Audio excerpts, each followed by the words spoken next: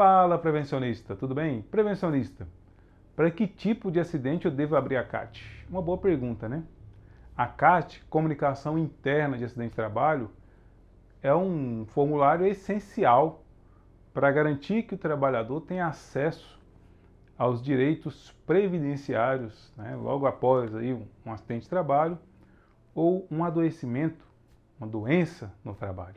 Essa CAT ela deve ser aberta para casos de acidente um dia útil posterior ao acidente de trabalho. E para casos de doença ocupacional, ela deve ser aberta tão logo a empresa tome conhecimento de determinada doença ocupacional. Mas para que tipo de situações eu devo abrir a CAT? Vamos ver os próximos tópicos. Você vai abrir a CAT, lógico, para acidente de trabalho. O que é um acidente de trabalho? Está lá na Lei 8.213, artigo 19. É qualquer acidente que ocorra no trabalho ou a serviço da empresa, causando lesão corporal ou perturbação funcional, que cause a morte ou a redução temporária ou permanente da capacidade para o trabalho. Isso é um acidente de trabalho. Então, para caso de acidente de trabalho, eu abro a CAT.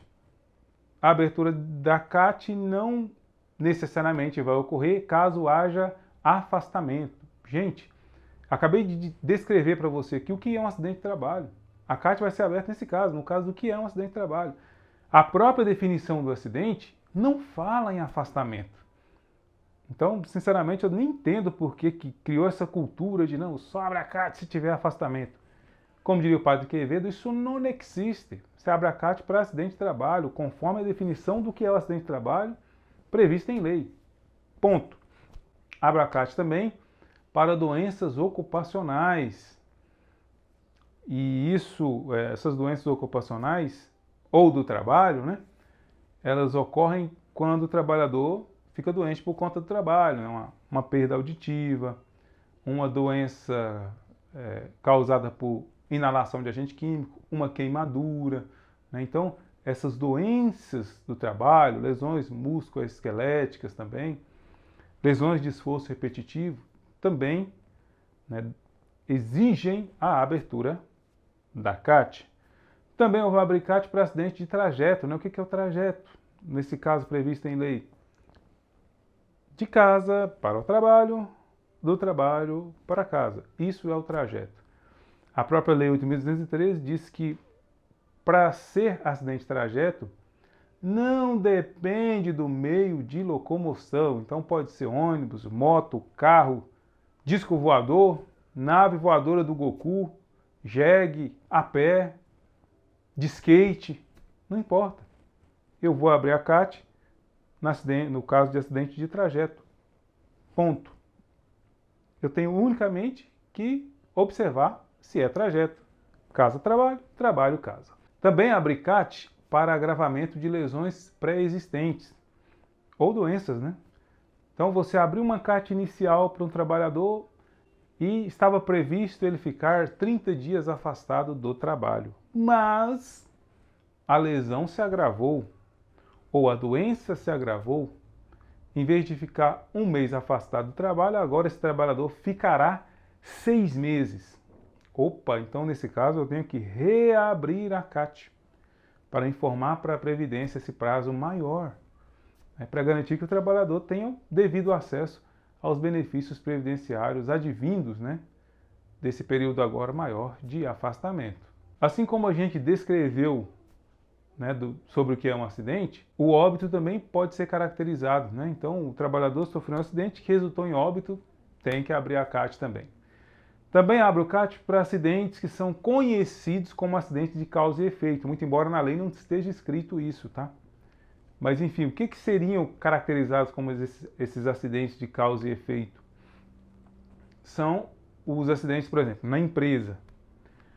Um trabalhador tem um infarto e o médico detecta que esse infarto, né, do trabalhador tem a ver com o trabalho, é devido à pressão no trabalho.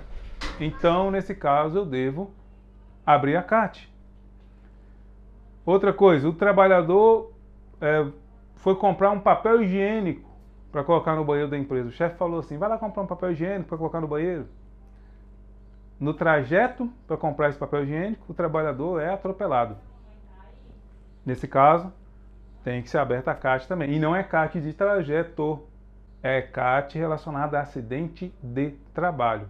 Porque toda vez que o trabalhador está cumprindo uma ordem do empregador, é considerado como se ele estivesse no trabalho.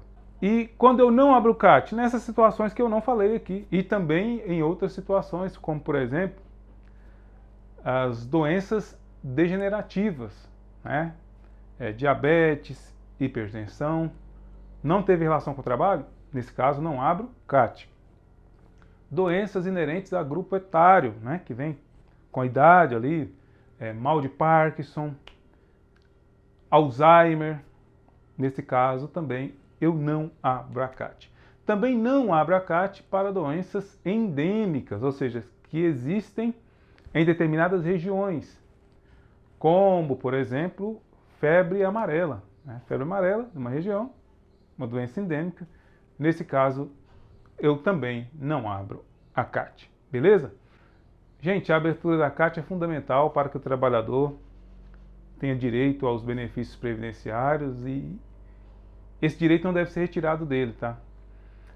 Esse direito é tão abrangente que, quando a empresa não abre a CAT, a legislação permite até que o próprio acidentado abra a CAT, ou que o sindicato do trabalhador abra a CAT, ou que até o médico que atendeu o trabalhador abra a CAT.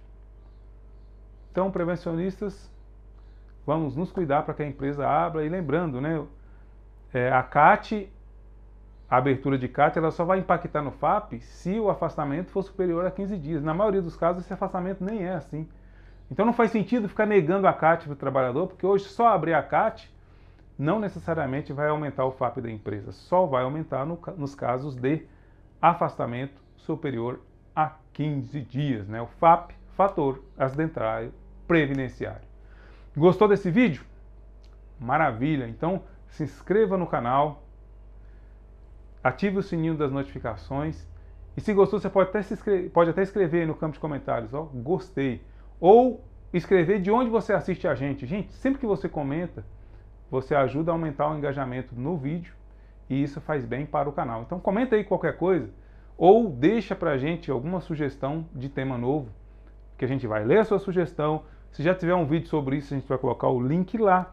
Se não tiver um vídeo sobre isso, a gente, quem sabe, grava um vídeo respondendo a sua dúvida.